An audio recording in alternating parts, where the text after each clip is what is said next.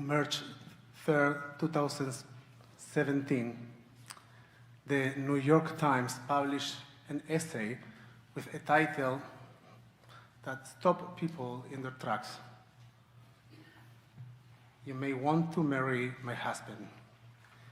It was written by Amy Krauss Rosenthal, a children's book author, filmmaker, and creative soul who found wonder in the ordinary. But this was not a whimsical piece about a love or a marriage. Amy was dying of ovarian cancer. And with what little time she had left, she decided to use the newspaper to write a love letter, not to her husband, but to the person who might one day take her place. I have been married to the most extraordinary man for 26 years, she wrote. And I want more than anything in this world for him to find happiness again. 10 days later, Amy passed away.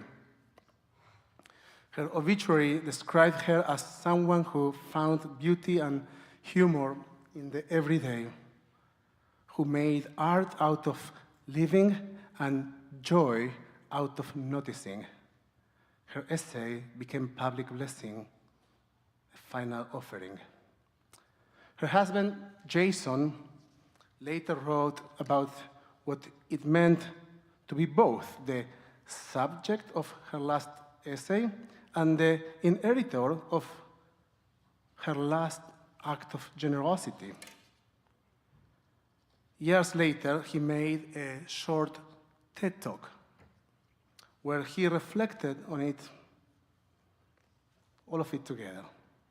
And in it, he said something that has stayed with me.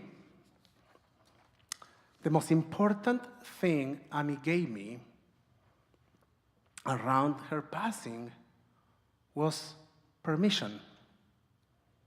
Permission to live, permission to have joy, permission to smile again. The word permission stayed with me. I immediately took a screenshot of my phone and sent an email to myself with the picture and a subject that read, Yizkor, permission. Life of Rabbis. Because Yom Kippur itself, and especially the prayers of this day, are in many ways about permission. The very first line that we said last night in Kol Nidrei, Al dat hamakom ועל דעת הקהל,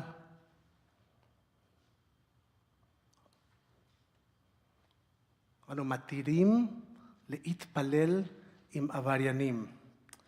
By the consent of God and by the consent of this congregation, with God's permission and the community's permission, we give permission, matirim, to pray with those who have transgressed. Matirim, we permit. We give each other permission to stand together, flawed, imperfect, broken, and still pray. When I heard Jason speak about Amy's gift of permission, I thought about how extraordinary it must be to hear before someone dies, it's okay. It's okay, you may live.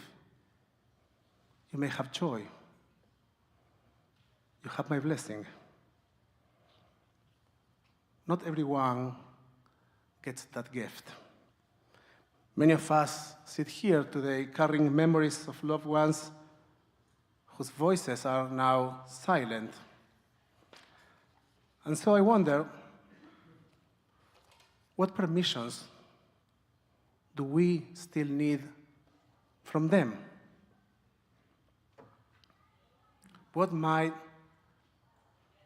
they say if we could ask? Permission to miss them more and more openly and more often. Permission to be angry. Permission to name disappointment. Permission to forgive or not to forgive. Permission to tell the truth. Permission maybe to spend money in a way that wasn't the one we planned. Permission maybe to focus more on joy. Permission to break. Permission to fix. Permission to live. I can imagine so many things for which having permission from someone who has passed away would be tremendously helpful. And yet, if you didn't have the gift Jason had, that powerful message of permission offered before the final goodbye, then what do? How do you find permission once the voice is gone? How do you receive that permission post-mortem? Don't panic, I'm here to fix it. At least to propose an idea of how to think about this. Our tradition teaches that sometimes we can get and grant permission to ourselves even when the other person cannot. In the Talmud, in Yevamot, and I'm going to tell you exactly where it is so you can go and check on me. In Yevamot 65b, Rabbi Ilya teaches in the name of Rabbi Eleazar ben Rabbi Shimon, מותר לאדם לשנות בדבר השלום. It is permitted for a person to bend the truth for the sake of peace. Now, important matter of translation. Let's turn off our phones. There's an important permission granted. מותר לאדם לשנות בדבר השלום. A person is permitted to bend the truth for the sake of peace. There is a concept in Jewish law called לשנות דבר. לשנות דבר means literally not to say a white lie, which is how it is usually considered, to change a thing. Literally means לשנות דבר, to change the thing. A thing. After Jacob's death, Joseph's brothers came to him and said, your father commanded before he died, please forgive your brother's crime. Now, we know Jacob never actually said that. In theory, he didn't even know. But the rabbis say it was permitted, not a lie, but a reframing, a change of a thing, a gift of words that made peace possible. This is quite remarkable, even when we don't hear the words of permission we long for. We can imagine them and bring them into being. We can supply them. We can articulate them. Judaism tells us if it allows for healing, for peace, then it is permitted. The Talmud says it is kosher, so it must be kosher. But there is another layer, And it's in the morning blessings, and in the Amidah, we say the words Matir Asurim. In the morning we say, blessed is the one, and we say, who frees the captive, who frees the bound. We usually read this as freeing prisoners, but the literal translation is Matir Asurim, God permits what is forbidden. Once I heard from my beloved teacher, Rabbi Professor Dalia Marx, referring to this more literal translation, that the permission for the forbidden could be related to our night dreams in the morning blessings. And I want to extend that interpretation and say that there are things that are not physically possible or scientifically possible, but they might be emotionally possible. They might be emotionally possible. And so, they can be permitted for the sake of peace. To summon a beloved one, a beloved person, and get a permission, seems to be one of them. But permission is never the end of the story. Permission opens the door. Responsibility is what we do once we step through it. Responsibility, at its root, is the ability to respond.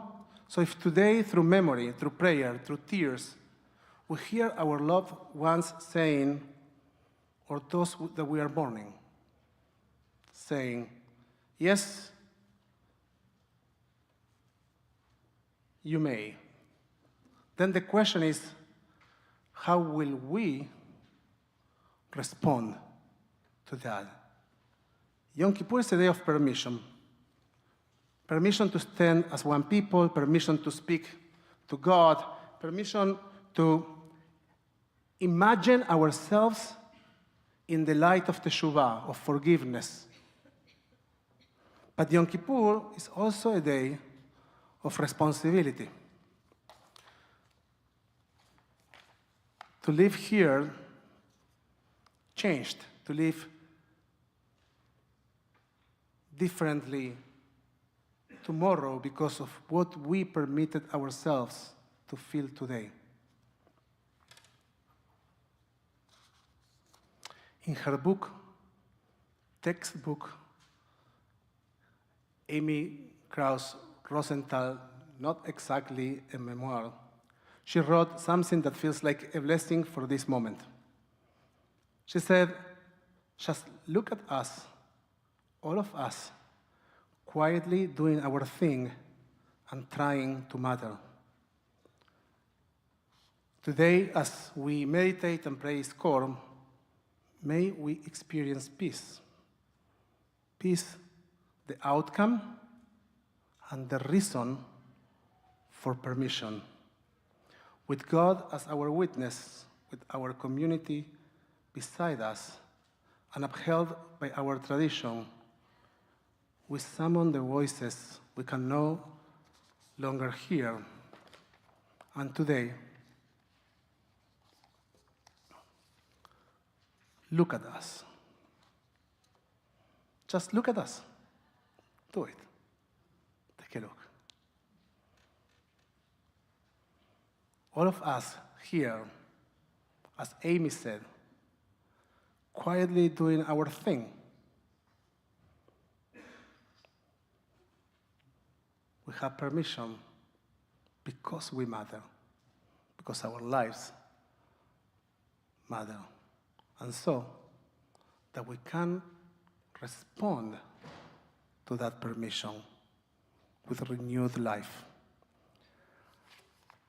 I invite you to think and to reflect on what you need from this moment of memory.